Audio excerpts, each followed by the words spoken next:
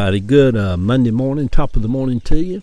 The morning post this morning is about disillusionment. You know, we all go through times in our life where we get kind of disillusioned, and in marriage and relationships and in work and just in church, and you know, the years we went to church and was wrapped up and tied up and tangled all up in Jesus. We kind of have periods in our life where we get disillusioned with different processes and things that's going on around us. So the morning post this morning is about disillusionment. On this, let's do the morning post. On this June 1st, which is my weigh day, I weighed 202.4 this morning. And I'd love to be down under that 200 mark. But anyhow, long gone are the days when I got down to 185. I have been hanging steady around the 200 mark for the last 6 months. I still weigh in on the first of every month. I still walk every day, 7 days a week. And my long-term goal is, by the end of this year, to maybe get back down to 190.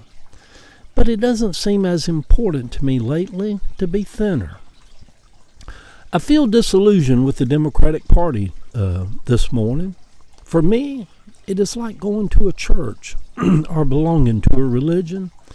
And after you step back from it for a while and you start to see a lot of the warts and the pitfalls of what was not good about it, yes, the country will more than likely give the House back to the Democrats in November. That's kind of common with the opposition party in our history. But even as horrible as MAGA and Trump are, and even in these dark and chaotic times, even that is by no means a certainty. As those of us in Georgia will awaken on that November morning with one of the most pro-MAGA governors in the country leading our state, probably for the next 8 years. And the Democrats almost certainly will have helped that to have happened.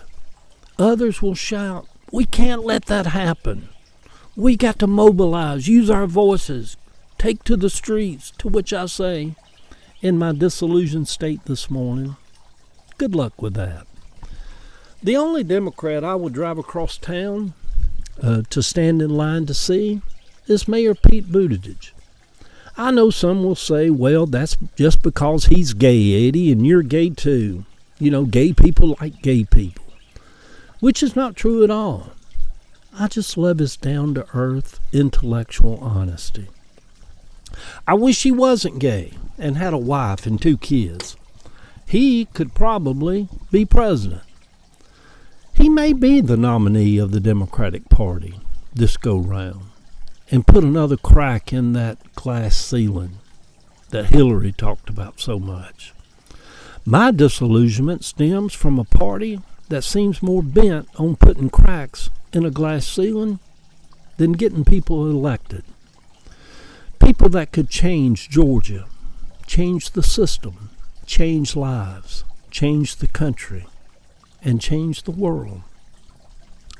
I turned down an offer to come on board for the governor's race as a content creator, and Lord knows I could use the money, as much money as I've spent on this Key Road house. And I'm just too disillusioned to pretend to be part of a movement that is not a movement. I think I gained a little knowledge and maybe some insight into being swept up into the 90-day national campaign of the Harris run for the presidency. Some will argue, and maybe rightfully so, that we must try to do everything in our powers to elect people who will stand against MAGA. It is a quandary, because the Democrats are the only option, and yet the party seems determined to keep losing elections. The last Democrat Georgia governor we had was almost 25 years ago. Oh, Roy Barnes. He's still alive, still lives up in Marietta. I think he may still practice law. I got friends of his that come in the shop and talk about him. He was a decent governor, a good man. Someone like him couldn't win the nomination in today's Georgia Democratic Party. Why? Because the elections today don't seem to be about policy our schools, our better government, our programs, or about our health insurance, our taxes and traffic in Atlanta and roads. Stacey Abrams came so close because she was not your typical politician. She was hardly a politician at all.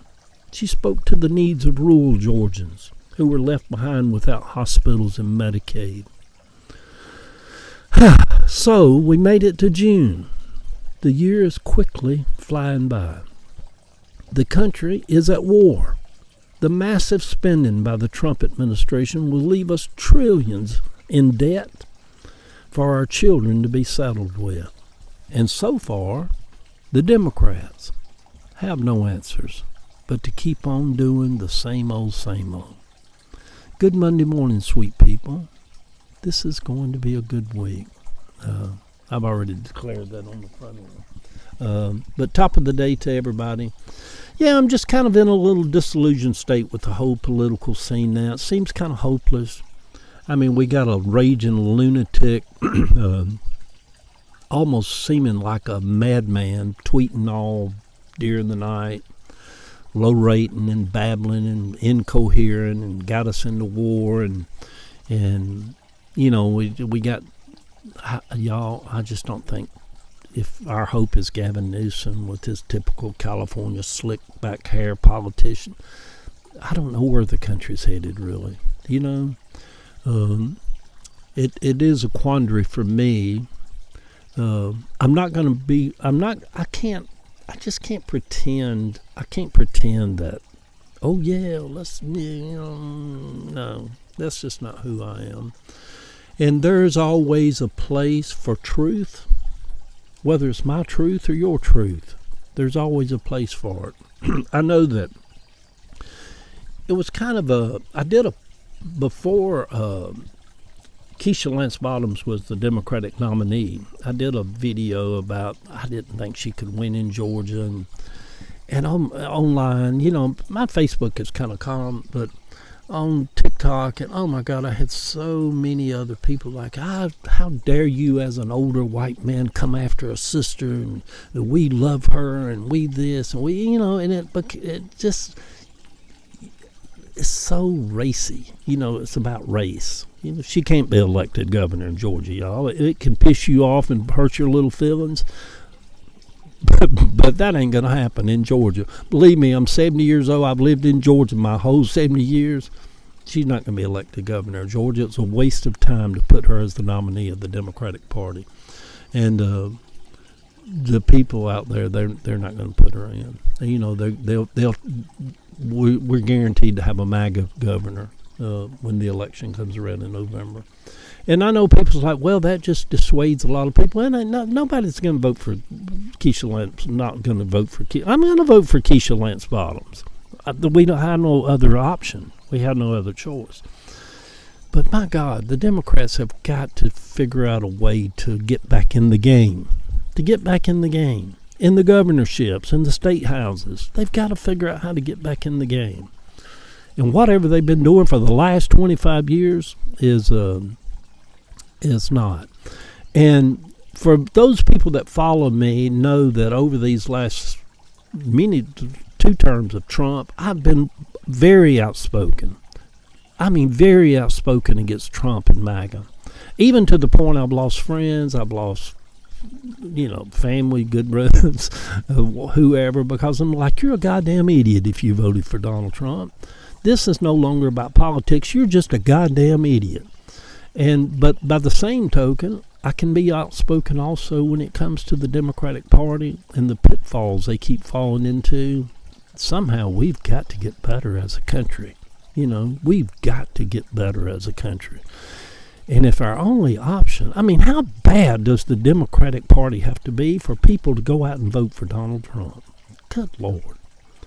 We need to do some self-evaluation and house cleaning. And a new way forward, some kind of new way of politics. The country needs it. Love y'all.